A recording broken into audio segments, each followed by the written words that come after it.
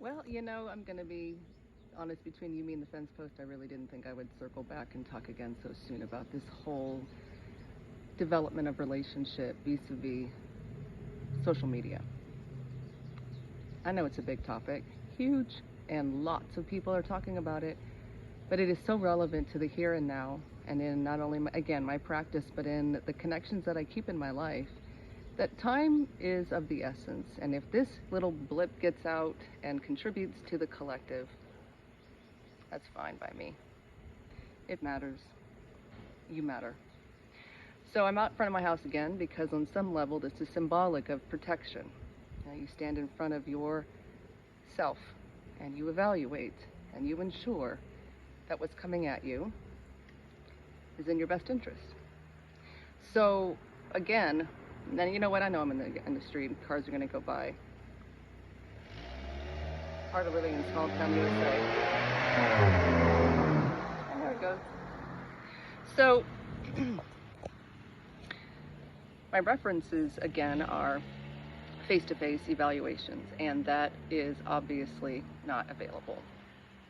So there are some significant things to consider because of the various ways in which people are connecting to try to find connection, and there are appropriate and understandable and valid reasons as to why well-intending, educated, good people are utilizing this more and more, not to mention younger generations. But each of them has a shadow side that is relevant. And after some good consultation, oh, this is hysterical. This is not going to happen. I will explain in a second. This is interesting and important to acknowledge, right? So, an individual just passed who had a phone and was walking and looking at his phone the entire time until he noticed, which is a bonus, that somebody was actually present. But there he is walking through the world with his head down on the phone. And again, no judgment. So let me be specific. These different platforms, they each, as I said before, have a shadow side. But they accomplish something that is relevant. What do they accomplish? And attending to a fundamental wound that is really hard to talk about. And what I'm talking about is loneliness. If you say that you're lonely, it's almost as if you basically are saying you're a leper. It's got a really big ooh factor because it almost looks, well, let's just say it looks weak. Like you got to be strong and you got to not need. And if you do need, you need to know why you need. And if you have a need, then you need to be able to know it. And actually all that is true, because if you don't know that and you take it into these different platforms, you can increase exponentially your risk for pain. Of course, why? Because you're projecting into it the loneliness that you aren't naming. Be that as it may. When you think about the convenience of swiping as we're living our fragmented, hectic lives, that is a no-brainer to try and go backwards. I get it.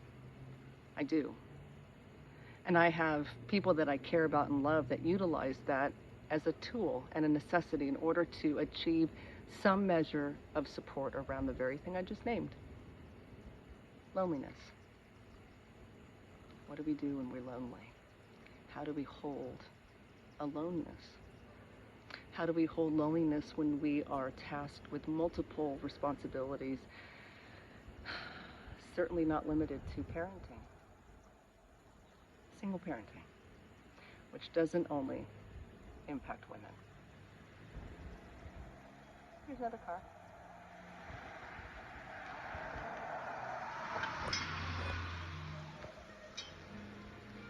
Then you have apparently on this app, I think it's Tinder, not to mention Snapchat, deleting everything, and then, okay. You can have matches that are waiting for you in case you get lonely. Oh, there goes the 1:45 in the morning after a couple drinks, and you're looking around, and you don't, that momentum of the day and being distracted is gone. Ugh. You might do something. And then apparently, let's see, there's another one. Then apparently you have, what is it? Bumble, like you have 24 hours to respond. And let's not even get back into Tinder, where apparently many, as reported to me. I cannot attest to any of this. I'm old school, Match.com, not even eHarmony. Ooh, in the stories.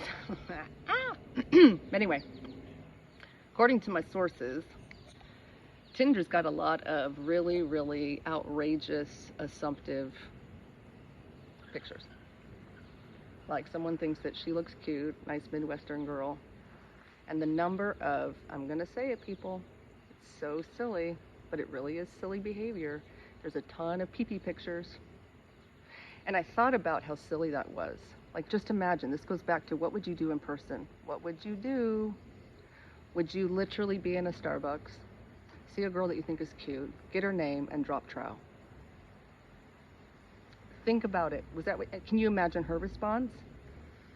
Well, I thought you were cute, but now because of what I've just seen, there's no chance I'm ever going to speak to you. But what happens, because this social media makes our attention span about this long, at times when we're clicking through stuff, we don't even register that that's what we've witnessed, unless it's really bizarre, which is kind of sad. It's like a freak circus show. It's awful. And then the assumptive things that they ask of the viewer, and that if you don't show some outrageously personal part of yourself. So let's just not even think about all the people out there that have a history of trauma. And that is a certainly big dead word, because everybody's saying trauma. But between you and me and the fence post, again, a lot of people have been hurt in bad ways. And this kind of idea is a hot mess, period.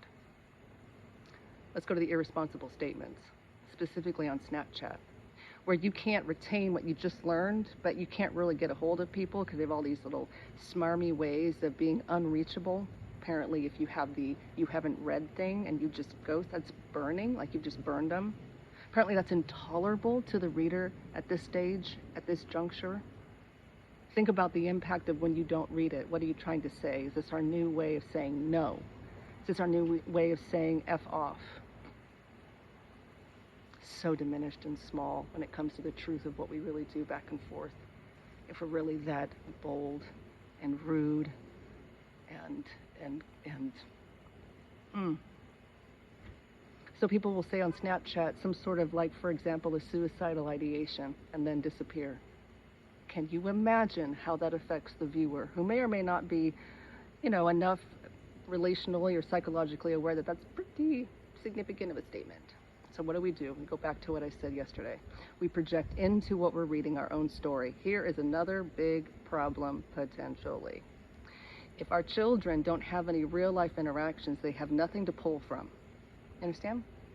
That's fantasy, that's unmet, that's a lot of potentially yuck, crazy, disorganized, not sure what we're putting into it, interpretation, which has no basis in reality, okay?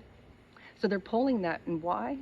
Because their parents, equally vulnerable perhaps to living life like this, partly amplified by a very understandable reason in 2020, don't get me wrong.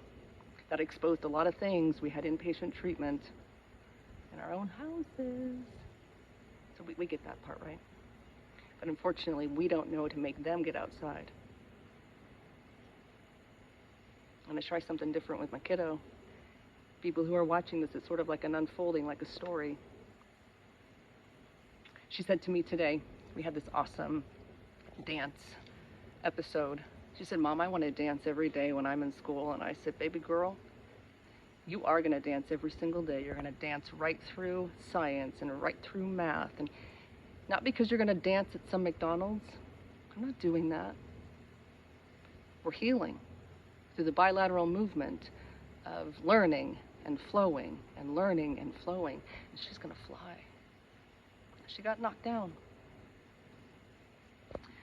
But that's what I'm talking about, investing in our kids and thinking critically about what we're perpetuating on how they relate to other people. Pull back the value of this, even as I'm literally talking into a screen and I can't even see you guys. Do you know that because of my crazy filled, extraordinary experience of experiencing life, I can see the faces of the people that I know and love. You matter. So do your kids, and so do your kids' kids. Stop this while we can. pause for a minute and think. Make our attention span longer than a blip.